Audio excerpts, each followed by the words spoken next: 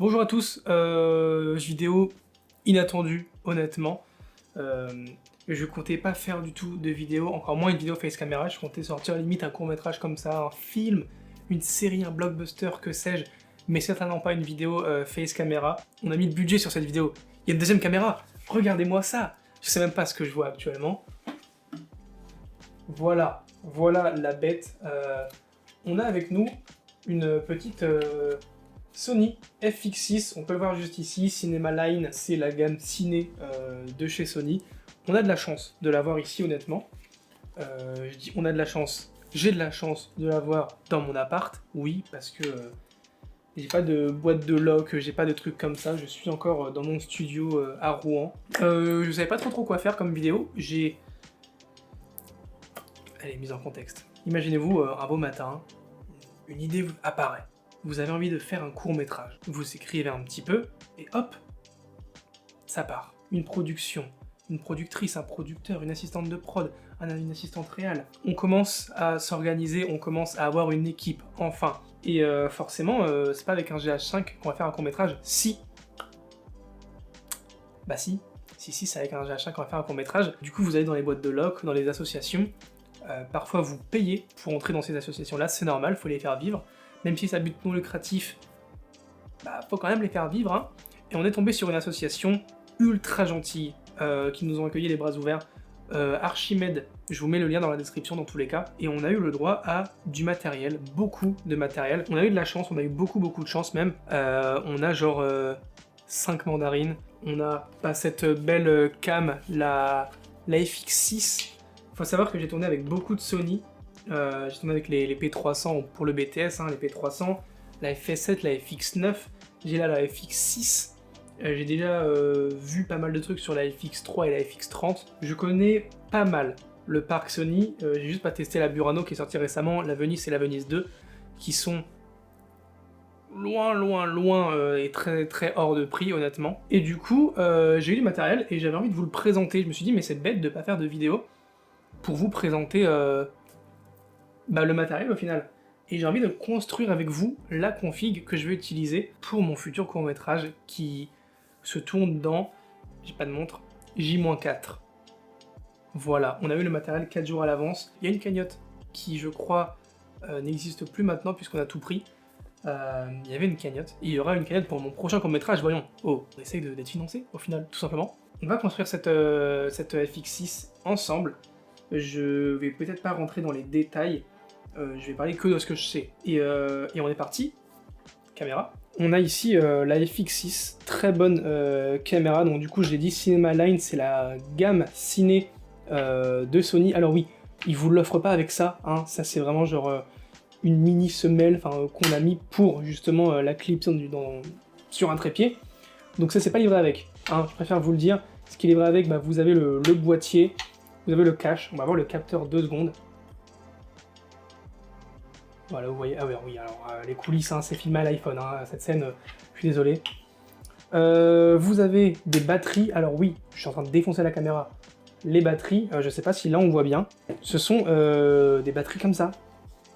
C'est pas des NPF, c'est des BPU. Donc là c'est la BPU 35, pardon. On a aussi la BPU 100, il y a les BPU 70 il me semble. Il y a la 100, on a du bol, voilà, d'avoir une batterie comme ça. Vous pouvez cliquer dessus aussi et voir à quel point c'est rechargé. Donc empty et full, je suppose. Avec, qu'est-ce qu'on a? On a bien sûr, ici, je vais vous expliquer un petit peu tous les boutons après.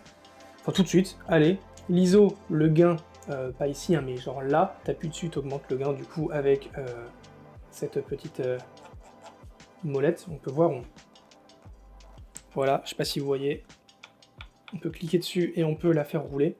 On a la WHT bar. Qu'est-ce que c'est? C'est la white balance. On appuie dessus, on fait un petit truc, voilà, on valide, on retourne, on revalide. On peut aussi aller dans les menus qui sont, si je me trompe pas... Où sont les menus? Mais attends, ah oui, les menus qui sont là. Alors, c'est la première fois que je vois ça sur une caméra Sony. La FS7 et la FX9 n'avaient pas ça. Il faut appuyer longtemps pour entrer dans les vrais menus. Et t'appuies une seule fois pour entrer dans les faux menus. Alors, je sais pas ce que c'est les faux menus. Je n'ai jamais vu ça, j'étais extrêmement perdu quand j'ai vu ça. Mais sur la FX6, appuyez longtemps. vous relâchez et vous aurez les menus du coup sur votre écran LCD qu'on va présenter juste après. Le shutter, donc shutter speed ou shutter angle. Select slot, qu'est-ce que c'est? Bah tout simplement, on a des cartes SD, j'ai cru que c'était des cartes CF Express, on peut en mettre. Ouais, on a genre, c'est marqué là, CF Express A/SD, CF Express B, non A, mais c'est l'emplacement B, ou SD. Bref, vous pouvez voir un petit peu, voilà, on met la carte à l'envers chez Sony, je sais pas si c'est normal ou pas. Et c'est bon, c'est parfait. Là du coup, le gain, on peut le programmer, low, medium, high. Pareil, preset A, enfin preset B du coup, preset A et preset. Si tu veux faire une white balance set, donc t'appuies, tu te mets devant du blanc forcément, ça va le faire automatiquement, mais il faut être sur A ou sur B, pas sur preset. Preset c'est directement dans les menus. Là du coup, c'est la petite molette et tout. Il y en a une aussi sur, je vais vous montrer tout de suite, sur la poignée qui se met juste ici, on peut voir là le connecteur là, et juste ici, l'embout pour... vous avez compris. On a aussi une molette, du coup, juste là. Je sais pas si vous pouvez voir. Voilà, un petit joystick, en fait. Ici, vous avez Back, Cancel pour revenir en arrière. Alors, je sais jamais le dire. Thumbnail, voilà. Bref, c'est pour regarder vos rushs, tout simplement. Donc, hop, on appuie, on regarde. Ensuite, on réappuie dessus, et on sort. Menu, du coup, je vous ai expliqué. Display, on appuie dessus, on voit plus ce qui est affiché sur l'écran LCD. Enfin, on voit plus en tout cas tous les overlays et tout. On appuie dessus, on revoit. C'est un peu pareil que sur le GH5S, en tout cas, enfin, que sur la gamme Lumix G. Je sais pas si Lumix S, c'est pareil. On a des boutons assignables. Je crois que c'est comme ça qu'on dit. 1, 2 et 3. On a le 4e qui doit être caché normalement, si je me trompe pas. C'est sur...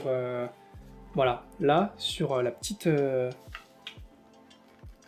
poignée que j'adore, elle est vraiment ultra ergonomique. T'as envie de bouger, hop, tu la bouges. T'as envie de rec, hop, tu rec. T'as envie de zoomer, dézoomer. Tu fais, je sais pas, ton autofocus ou je sais pas ce que tu fais, tu reappuies là. Tout est... Et oui, on a aussi un autre bouton, le 6, c'est juste ici. C'est génial, j'adore cette poignée Sony, c'est un pur kiff. Elle est mais ultra ergonomique. Du coup voilà, les boutons 4, 5, 6. On a sur la poignée là donc latérale, le 7 et le 8. Et il me semble qu'on a aussi un 9. Je ne suis plus sûr du tout. Voilà pour cette partie-là. Non, on a encore le bouton Rec, le bouton Hold.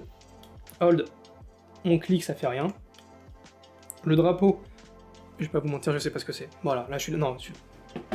Non, on arrête les conneries ici. On a les trucs aussi très importants pour câbler. On a un USB-C que je n'avais pas vu juste ici. Voilà.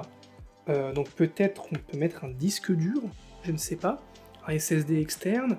Je me renseignerai. Oui, j'ai oublié quelques petits trucs ici. Le focus auto ou manuel. Le push auto. Je ne sais pas ce que c'est. Encore une fois, il y a deux boutons, je ne sais pas ce que c'est. Ça et le drapeau, je ne sais pas. Et l'USB-C aussi, je ne sais pas si on peut mettre un disque dur externe. On a les cartes SD ici, on a les batteries, donc les BPU 35, 70, 100 et je ne sais pas lesquelles existent. Donc hop, on se met là. Alors je fais tomber la batterie. On se met là. Hop, on entend le petit clic. Il y a un peu de jeu à chaque fois. On allume. Il y aura une petite LED verte juste ici. On va l'éteindre. On a les trucs très importants ici. Alors, ici on a du 19,5 volts en courant continu. C'est juste ici. Alors, on peut voir, c'est les trucs un petit peu chiants à la Sony. Juste là, c'est l'alimentation. Donc on peut alimenter la caméra sans batterie avec ce petit bouton-là. Enfin, avec ce petit embout-là. Ce petit embout-là vous sert également à recharger vos batteries. C'est-à-dire que, je ne l'ai pas pris, j'arrive. C'est-à-dire que votre batterie, vous la rechargez comme ça. Donc vous mettez votre batterie BPU là-dedans, hop, et voilà, vous avez un truc, hop, un câble, hop, hop, hop, hop, et juste après, vous avez un embout. C'est pas pour recharger votre ordi, quoique ça peut peut-être marcher, les ordi Sony, j'en sais rien. Hop, vous pouvez le mettre là-dedans, ça se plug, mais vous pouvez aussi le mettre sur la caméra, et ça, c'est vachement utile. Vous avez ensuite votre... alors, ici, c'est pour le grip, donc le grip, c'est la poignée. Donc vous avez un petit câble jack avec la poignée, juste ici. Vous le mettez là-dedans, et ça passe. Juste ici, vous avez remote et multi. Alors à mon avis, là c'est peut-être pour On a un micro USB et là on a encore un... Peut-être un jack encore, je vais voir. C'est pas un jack, je sais pas ce que c'est. Mais remote, ça doit être pour une télécommande ou un truc pour commander la caméra justement à distance. Du coup, on peut mettre des trucs, des auto-zoom. Enfin, on a un truc dans la main et on fait juste... Bah, on fait ça en fait. On fait exactement ce qu'on a avec la poignée là. Donc, hop, on zoome, on dézoome. Mais genre externe quoi. Et ça se branche justement sur le boîtier. On a le TC. Le TC, c'est quoi? C'est le timecode. C'est... Oula. Ok, non. Alors, j'ai cru que c'était un petit peu cassé parce que c'était... voilà.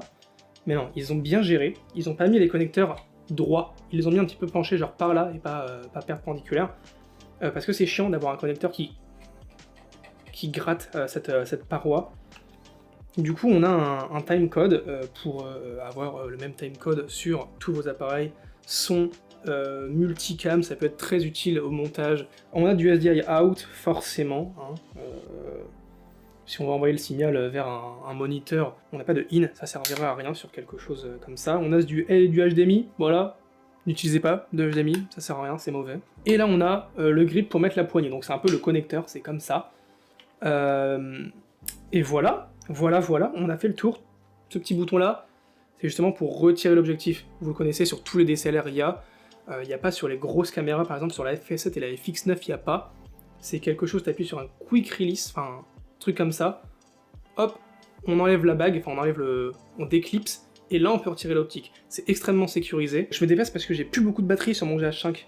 Donc, on va aller changer la batterie, et on se retrouve pour construire cette fameuse caméra.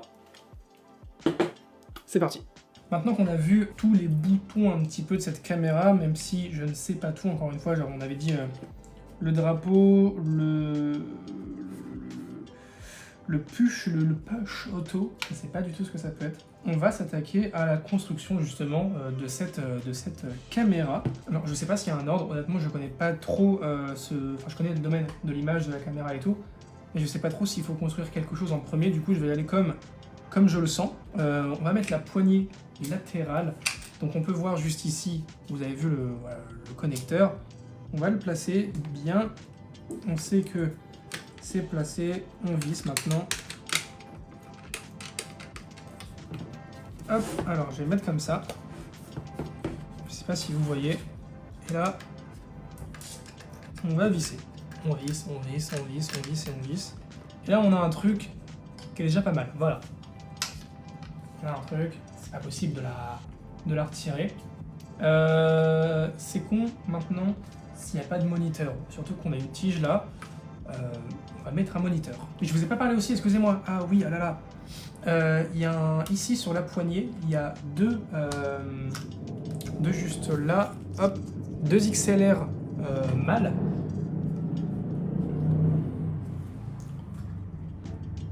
Alors ce bruit de moto, je le déteste. Vraiment, j'ai envie de lui brûler sa moto.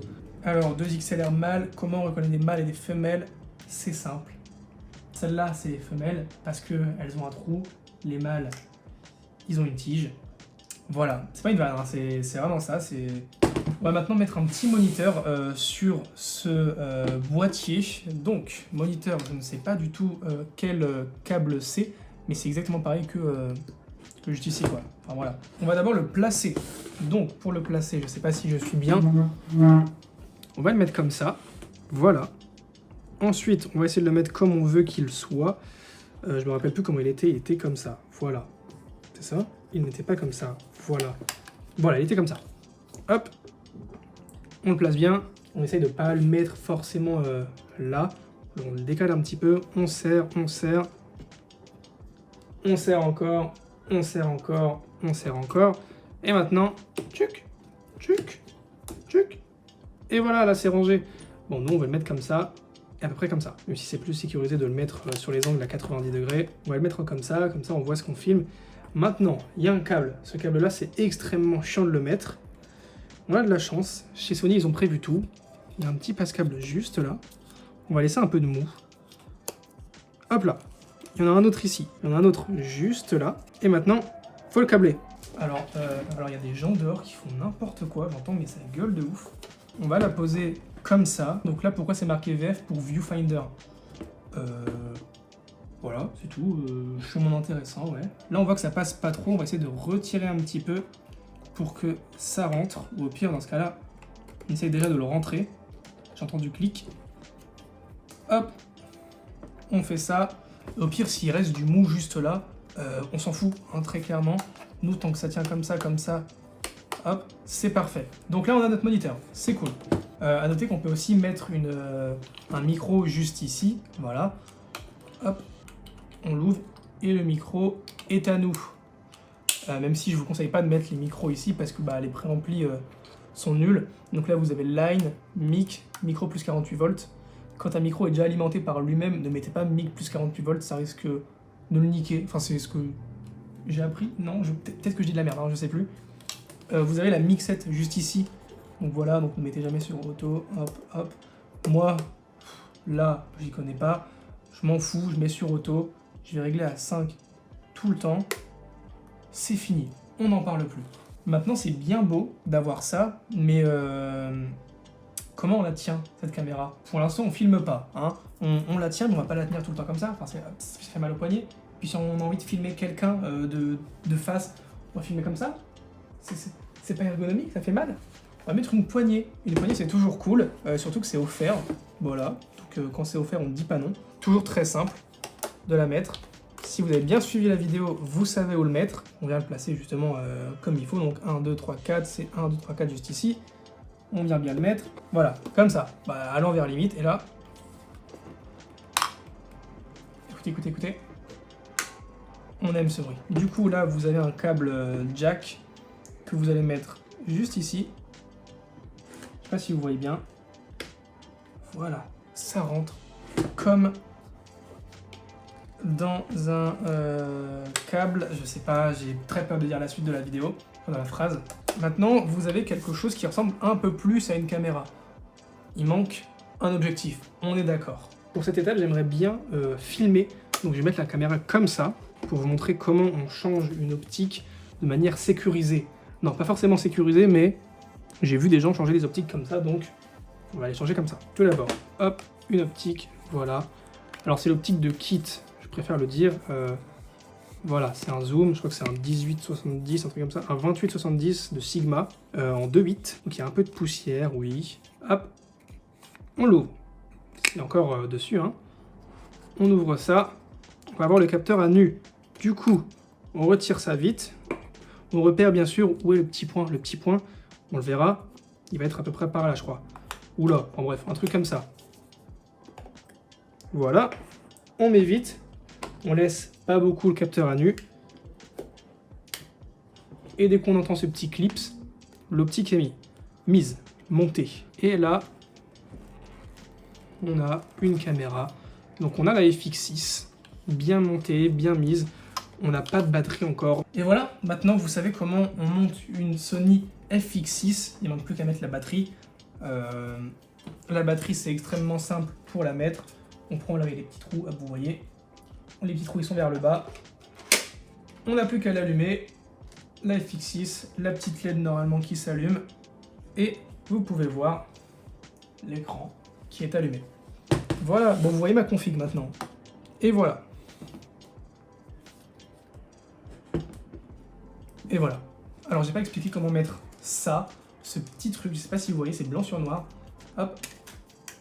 C'est des volets pour le viewfinder, au cas où il y a du soleil et que vous voyez pas et que vous n'avez pas de viseur et que vous êtes obligé de faire comme ça pour voir ou mettre du cinéfoil autour. C'est chiant, c'est très chiant, même si c'est cool des fois de mettre du cinéfoil, mais c'est pas forcément fait pour ça. Si, un peu en vérité. Vous voyez votre moniteur. On va d'abord fermer ceci. Vous avez un embout là, enfin un embout, un truc ici et là. Vous faites hop, comme ça vous le fermez. Il faut que je trouve bien sûr, voilà. Vous le lavez, vous fermez ça ici. C'est un peu complexe et ça tient. Et là, vous avez juste à faire et vous avez les volets. Faut un peu forcer, ok, d'accord. Mais voilà, vous avez une petite merveille, une Sony FX6, une caméra que j'avais absolument envie d'avoir chez moi et de tester. Je vous ferai des images. Cependant, les images seront disponibles dans longtemps, dans très longtemps, parce que ça sera celle de mon court-métrage. Donc si vous voulez voir des images de FX6 faites par moi, bah allez voir mon court-métrage.